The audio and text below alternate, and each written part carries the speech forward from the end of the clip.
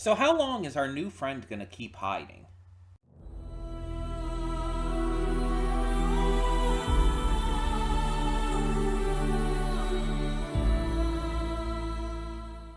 Hey everyone, welcome to Princess Gay. I'm your host Connie, and today we are here with my blind reaction to episode 4 of Delicious in Dungeon. And last time we got some backstory on Leos and his sister, and I guess Leos's first death. Because apparently this is a world, I keep bringing that up, where you could just die. You could just die and be reborn. And it's not 100% clear if it's a respawn or just a resurrection spell kind of thing. Because the thing is, I think resurrection spells have been brought up in like the first episode. Um, but I don't know if like that's the only way. Maybe there's some like artifacts can do it too. I don't know. It's not 100% clear. But nonetheless, it can happen. So it's going to be interesting to see if any of our characters actually die during this journey. That's going to be a very interesting thing to see what happens if that does occur. But last time, either way, they had to face some living armor, which they found was actually being controlled by mollusks. Leos ended up finding out how to take care of them. They succeeded. And at the end, Leos got a new sword because his was broken. And the new sword has a hitchhiker, this little creature that might be the same thing as the mollusks, might not. But either way, Leos knows it's there. And he's hiding this from everyone else while continuing to keep the sword. I don't know what that's going to mean. I don't know how long it's going to take to reveal this to everyone. I guess we'll just see. But, keeping in theme with the fact that this is Delicious in Dungeon, the last episode also included recipes, I guess you could say. The delicious part of the dungeon. They cooked up the mollusks in a few ways, and it seemed like depending on the way you cooked it, depended on how well it turned out. This is also something that Senshi's never cooked before. It's something that was completely new to him and that he needed to figure out. So, like, if he ever cooked this again, he would probably be able to do it better. Cause now that he's tried it once and he can think about, like, what would pair well with it and how best to do it all. Stuff like that.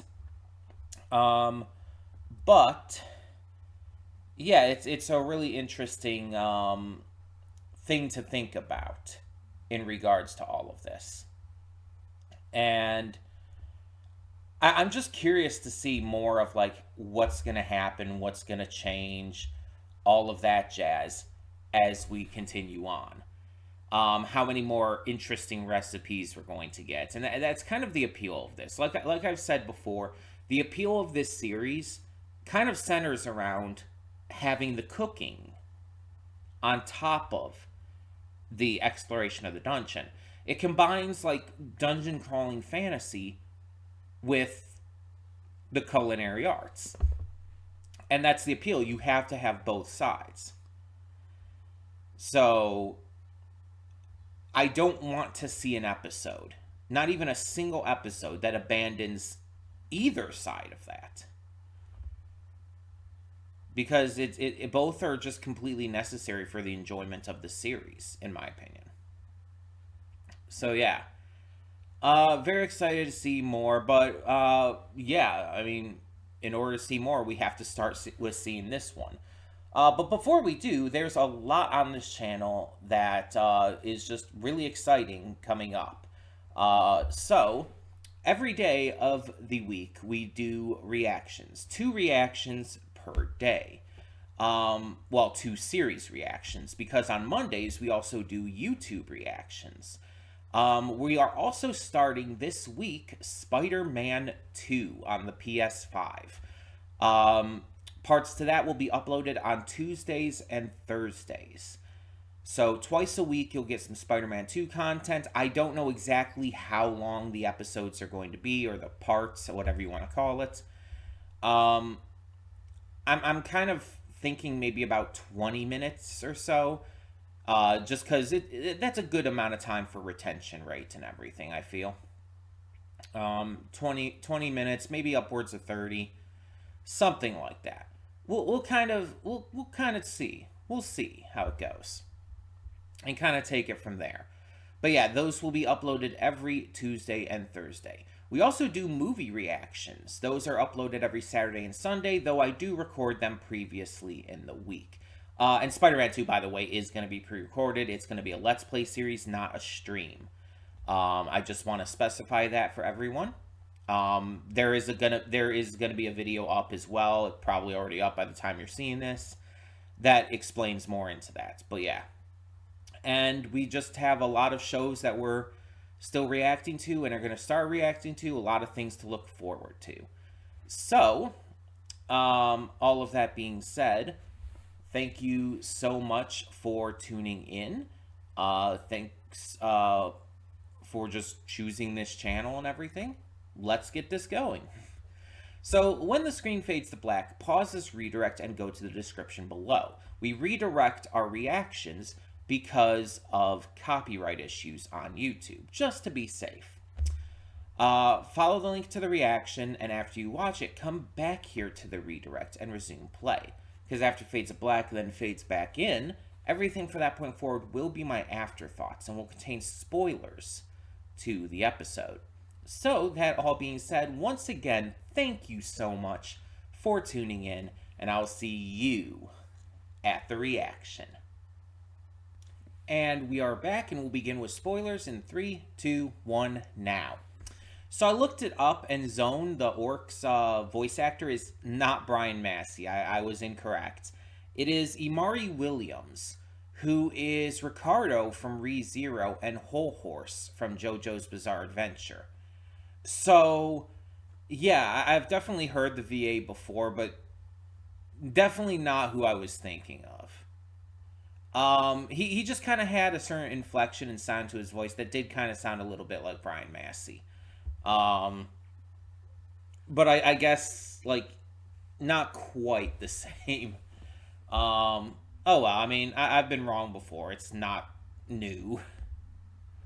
Either way. So yeah. Wild episode. Really good, but wild. Considering it has to be like, okay, the death and resurrection thing has to be a respawn then, right? Because, like, all those people in that bar were just violently and horrifically murdered by the orcs. And, like, you know, not that long after, everybody's eating bread and stuff, and, you know, spicy wraps. It's like, just, like, laughing and having fun and earning each other's trust. And it's like, we're not going to talk about, like, a couple dozen people just got violently murdered, right? Senshi was very casual about it too, and I'm just like, what? So, do they just respawn somewhere? But then what's the point of, like, having magic that resurrects and stuff? Maybe respawns happen, like, after a certain time or something? I don't know. I don't know how this works.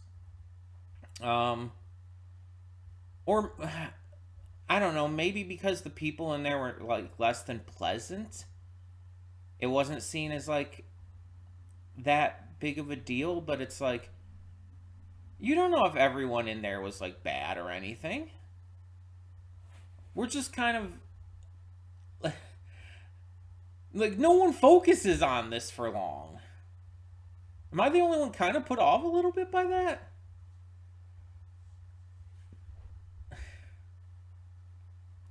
Like, Marcille does have that, like, argument with Zone about like, orcs and everything being driven down here because of, like, both sides apparently kind of, killing and hating on each other. Um, but it's still like kind of just abandoned. It's like at that point, it's not even talking about the entire thing with the people in the bar. It's just like, what is happening here? Oh my god.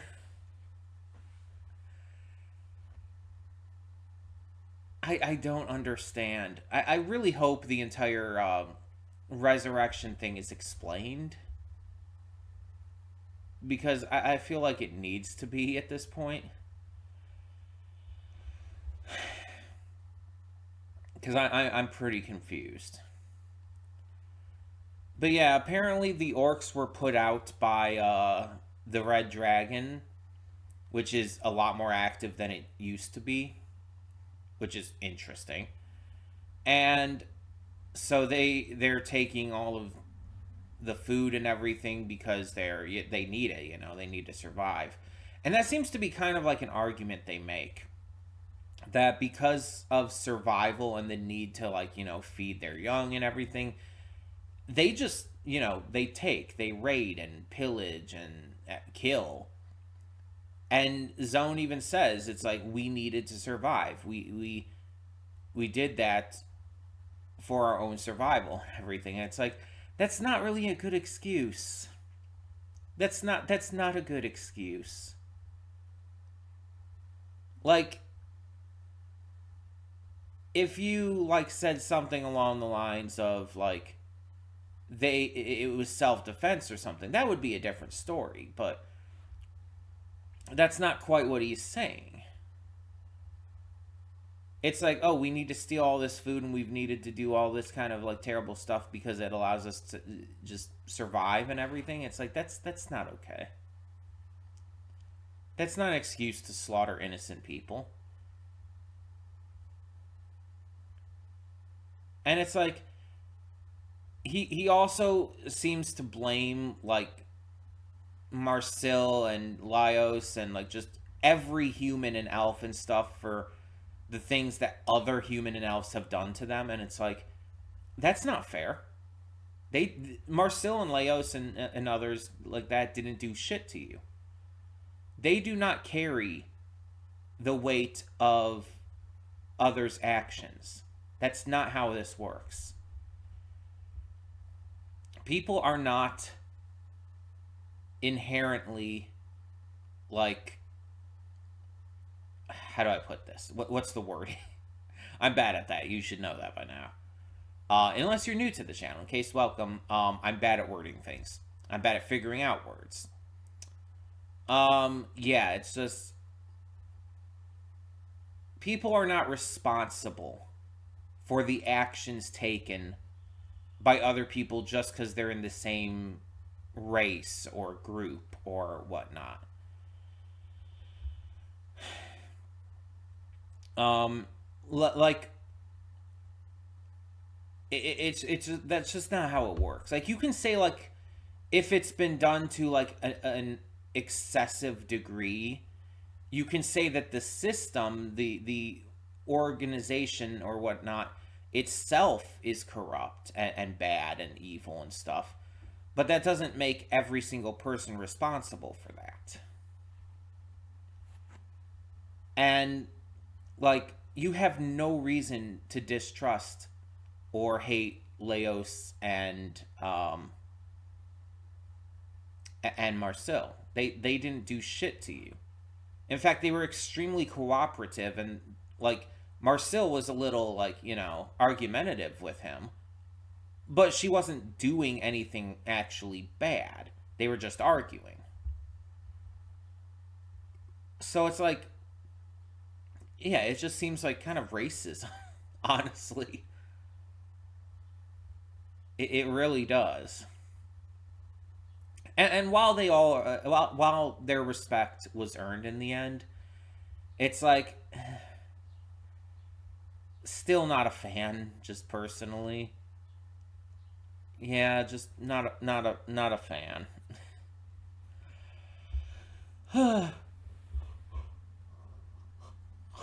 Um, but yeah, all of the food in this episode, like, I would absolutely like destroy.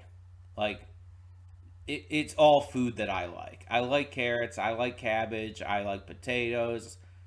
The basilisk meat is basically like chicken meat, and they even had chicken, like, you know, at the orc camp. So it's like all of this I would eat.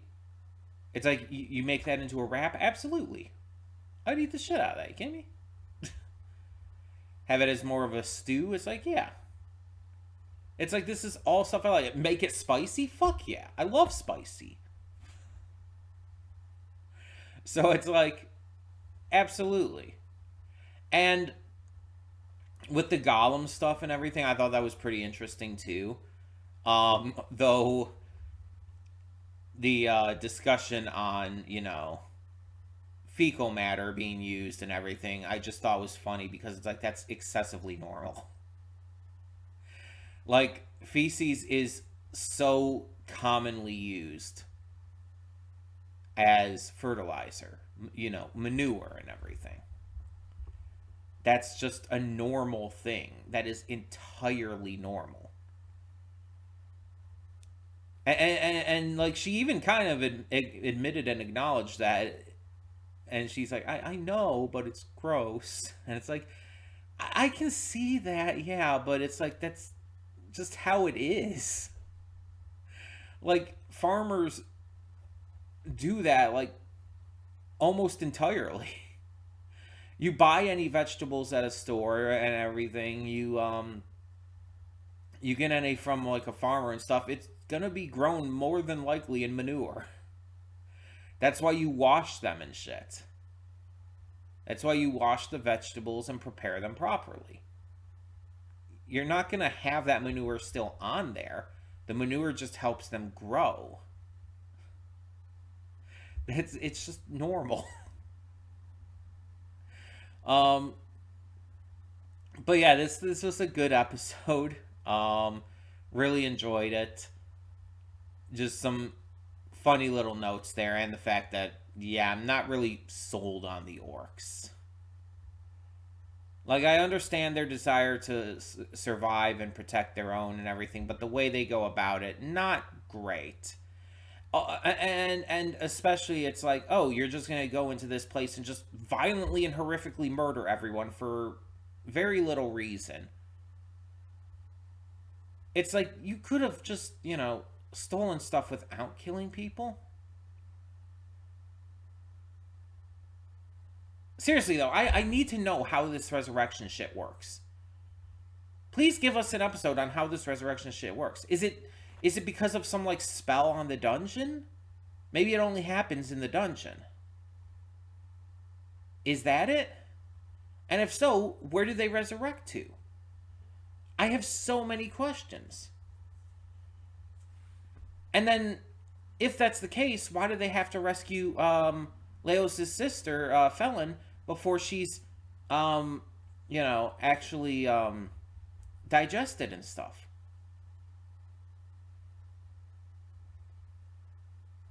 Does that affect things? If they're going to resurrect anyway?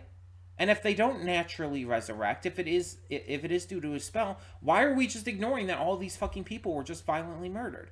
Why is that just, like, swept under the rug? Just an entire bar of people, a couple dozen people there, a lot of them, let's be honest, probably innocent. Didn't deserve to die there. The fuck? I'm not going to get over that. I'm not going to get over that. But I am going to tell you about all the different content we have on the channel.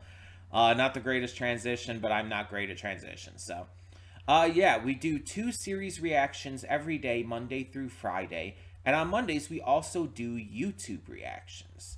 We have a lot coming up this week, a lot of great stuff, and that includes movies that we post every Saturday and Sunday. They're recorded earlier in the week, but we upload them on the weekends. We are also starting Spider-Man 2 this week. That will be on Tuesdays and Thursdays. And I'm very excited for that. That's going to be really fun, really good. I can't wait to see how this game goes. And on top of that, we have other things that occasionally pop up on the channel, from AMVs to countdown lists and so on and so forth. Those are posted whenever I can get to them. There's not really any schedule like there is with the rest of the shows here. But all of that being said, thank you so much for tuning in. Let me know your thoughts down in the comments below. And for now, I'm Connie and I'm signing off. See y'all next time.